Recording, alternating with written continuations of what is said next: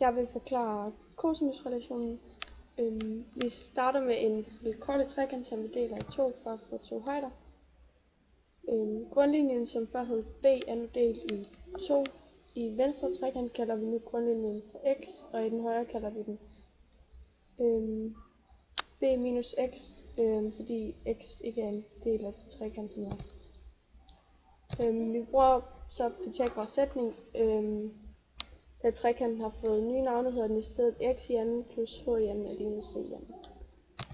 Så isolerer vi h, så ligningen kommer til at hedde h i anden lige med c i anden minus x i anden.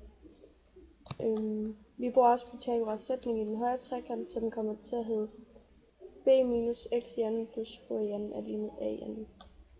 Så skriver vi parentesen ud, så den bliver til b i anden plus x i anden minus 2 gange b gange x plus h i anden er lige med a i anden.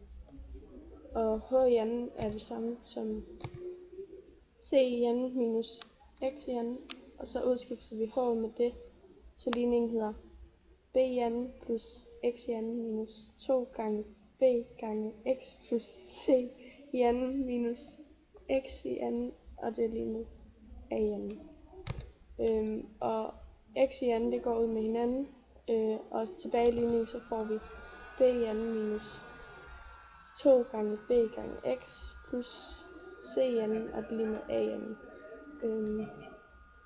Og i stedet for at skrive x, så erstatter vi det med c gange cosinus til a. Så hvis man sammenligner med de to udsagn, a i anden lige med b i anden plus c i anden minus 2b gange x, og x er lige med c gange cosinus til a, så får vi a i anden lige med b i anden plus c i anden minus 2b gange c gange cosinus til a.